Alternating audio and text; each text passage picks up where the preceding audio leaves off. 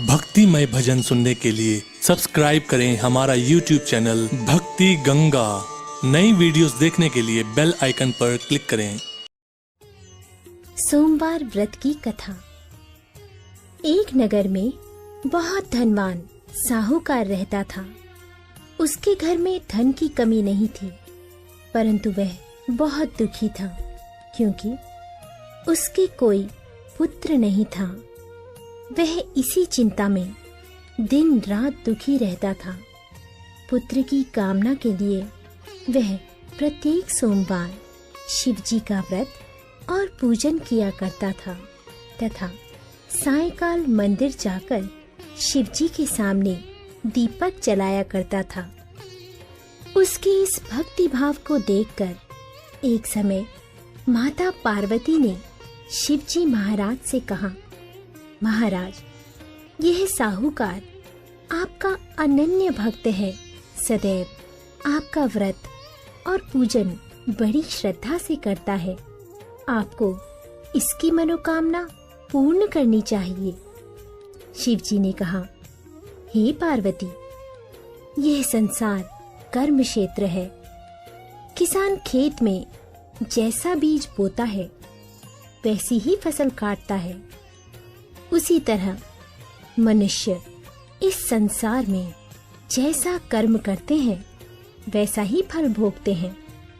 माता पार्वती ने अत्यंत आग्रह से कहा, महाराज, जब यह आपका अनन्य भक्त है और अगर इसको किसी प्रकार का दुख है तो उसे आपको अवश्य दूर करना चाहिए। आप तो सदैव अपने भक्तों पर दयालु होते हैं और उनके दुखों को दूर करते हैं।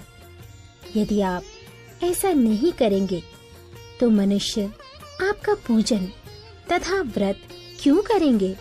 माता पार्वती का ऐसा आग्रह देख शिव जी कहने लगे, हे पार्वती, इसके कोई पुत्र नहीं है।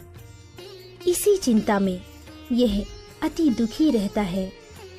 इसके भाग्य में पुत्र ना होने पर भी मैं इसको पुत्र की प्राप्ति का वर देता हूँ, परंतु वह पुत्र केवल 12 वर्ष तक जीवित रहेगा। इसके पश्चात वह मृत्यु को प्राप्त हो जाएगा। इससे अधिक मैं इसके लिए नहीं कर सकता। माता पार्वती और भगवान शिव का ये वार्तालाप साहूकार सुन रहा था। इससे उसको ना ही कुछ प्रसन्नता हुई और ना ही कुछ दुख हुआ। वह पूर्व की तरह शिव जी का व्रत और पूजन करता रहा। कुछ समय बाद साहूकार की स्त्री गर्भवती हुई और 10वें महीने उसके गर्भ से अति सुंदर पुत्र उत्पन्न हुआ। साहूकार के घर में बहुत खुशी मनाई गई, परंतु साहूकार तो यह जानता था कि उसकी केवल 12 वर्ष की आयु है, इसलिए उसने अधिक प्रसन्नता प्रकट नहीं की और ना ही किसी को ये भेद ही बताया। भक्तों, जब वह बालक 11 वर्ष का हो गया तो बालक की माता ने उसके पिता से उसका विवाह करने के लिए कहा। साहूकार ने कहा, अभी मैं इसका विवाह नहीं करूंगा। मैं अपने पुत्र को काशी पढ़ने के लिए भेजूंगा। साहूकार ने बालक के मामा को बुलाकर उसको बहुत सा धन देकर कहा, तुम इस बालक को काशी पढ़ने के लिए ले जाओ और रास्ते में जिस स्थान पर भी जाओ यज्ञ तथा ब्राह्मणों को भोजन कराते तथा दक्षिणा देते हुए जाना। दोनों मामा भांजे यज्ञ करते और ब्राह्मणों को भोजन कराते तथा दक्षिणा देते काशी की ओर चल पड़े। रास्ते में उनको एक शहर पड़ा। उस शहर के राजा की कन्या का विवाह था, परंतु जो राजकुमार विवाह कराने आया था वह एक आंख से काना था। उसके पिता राजा को इस बात की बड़ी चिंता थी कि कहीं राजकुमार को देख राजकुमारी तथा उसके माता पिता विवाह में किसी प्रकार की अड़चन पैदा न कर दें। जब उसने अति सुंदर सेठ के लड़के को देखा तो मन में विचार किया कि क्यों ना द्वाराचार के समय इस लड़के से वर का काम चलाया जाए। ऐसा मन में विचार कर राजकुमार के पिता ने उस लड़के और उसके मामा से बात की। वे राजी हो गए। फिर उस साहूकार के लड़के को वर के कपड़े पहनाकर तथा घोड़ी पर बैठाकर कन्या के द्वार पर ले गए। सभी कार्य प्रसन्नता से पूर्ण हो गया। भक्तों, राजकुमार के पिता ने सोचा कि यदि विवाह कार्य भी इसी लड़के से करा लिया जाए तो क्या बुराई है। ऐसा विचार कर लड़के और उसके मामा से कहा, यदि आप फेरों और कन्यादान के काम को भी करा दें तो आपकी बड़ी कृपा होगी। मैं इसके बदले आपको बहुत सारा धन दूंगा। दोनों ने इसे सहर्ष स्वीकार कर लिया और विवाह कार्य भी बहुत अच्छी तरह से संपन्न हो गया। सेठ का पुत्र जिस समय जाने लगा तो उसने राजकुमारी की चुनरी के पल्ले पर लिख दिया, तेरा विवाह मेरे साथ हुआ, परंतु जिस राजकुमार के साथ तुमको भेजेंगे वह एक आंख से काना है। मैं काशी जी पढ़ने जा रहा हूँ। सेठ के लड़के के जाने के पश्चात राजकुमारी ने जब अपनी चुनरी पर ऐसा लिखा हुआ पाया तो उसने काने राजकुमार के साथ जाने से मना कर दिया। उसने अपने माता पिता को सारी बात बता दी और कहा कि यह मेरा पति नहीं है, मेरा विवाह इसके साथ नहीं हुआ है। जिसके साथ मेरा विवाह हुआ है वह तो काशी जी पढ़ने गया है। राजकुमारी के माता पिता ने अपनी कन्या को विदा नहीं किया और बारात वापस चली गई। उधर सेठ का लड़का और उसका मामा काशी जी पहुंच गए। वहां जाकर उन्होंने यज्ञ करना और लड़के ने पढ़ना शुरू कर दिया। जिस दिन लड़के की आयु 12 साल की हुई उस दिन उन्होंने यज्ञ रचा रखा था। लड़के ने अपने मामा से कहा, मामा जी, आज मेरी तबीयत कुछ ठीक नहीं है। मामा ने कहा, अंदर जाकर सो जाओ। लड़का अंदर जाकर सो गया और थोड़ी देर में उसके प्राण निकल गए। जब उसके मामा ने आकर देखा कि उनका भांजा मृत पड़ा है तो उनको बड़ा दुख हुआ।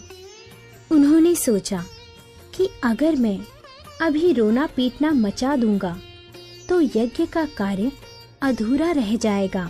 अतः उसने जल्दी से यज्ञ का कार्य समाप्त कर ब्राह्मणों के जाने के बाद रोना पीटना शुरू कर दिया। संयोगवश उसी समय शिव पार्वती उधर से जा रहे थे। जब उन्होंने जोर जोर से रोने की आवाज सुनी तो पार्वती जी कहने लगी, महाराज, कोई दुखिया रो रहा है, इसके कष्ट को दूर कीजिए। जब शिव पार्वती वहां पहुंचे तो उन्होंने पाया कि वहां एक लड़का मृत पड़ा था। माता पार्वती कहने लगी, महाराज, ये तो उसी सेठ का लड़का है जो आपके वरदान से उत्पन्न हुआ था। शिवजी ने कहा, हे पार्वती, इसकी आयु इतनी ही थी, वह ये भोग चुका। तब पार्वती जी ने कहा, हे महाराज, इस बालक को और आयु दो, नहीं तो इसके माता पिता तड़प तड़प कर मर जाएंगे। माता पार्वती के बार बार आग्रह करने पर शिवजी ने उसको जीवन का वरदान दिया। शिवजी की कृपा से वह लड़का जीवित हो गया। शिवजी और पार्वती कैलाश पर्वत को चले गए। भक्तों, शिक्षा पूर्ण होने पर वह लड़का और उसका मामा उसी प्रकार यज्ञ करते, ब्राह्मणों को भोजन कराते तथा दक्षिणा देते अपने घर की ओर चल पड़े। रास्ते में उसी शहर में आए जहां उस लड़के का वहां की राजकुमारी से विवाह हुआ था। वहां आकर उन्होंने यज्ञ आरंभ कर दिया। उस लड़के के ससुर वहां के राजा ने उसको पहचान लिया और महल में ले जाकर उसकी बहुत आव भगत की। बहुत से दास दासियों सहित आदर पूर्वक राजकुमारी और जमाई को विदा किया। जब वे अपने शहर के निकट आए तो मामा ने कहा कि मैं पहले तुम्हारे घर जाकर तुम्हारे माता पिता को खबर कराता हूँ। जब उस लड़के का मामा घर पहुँचा तो लड़के के माता पिता घर की छत पर बैठे थे। उन्होंने यह प्रण कर रखा था कि यदि हमारा पुत्र सकुशल लौट आया तो हम राजी खुशी नीचे आ जाएंगे, नहीं तो छत से गिरकर अपने प्राण दे देंगे। उस लड़के के मामा ने आकर जब यह समाचार दिया कि आपका पुत्र आ गया है, तब उनको विश्वास नहीं हुआ। तब उसके मामा ने शपथ पूर्वक कहा कि आपका पुत्र अपनी पत्नी तथा बहुत सारा धन साथ लेकर आया है।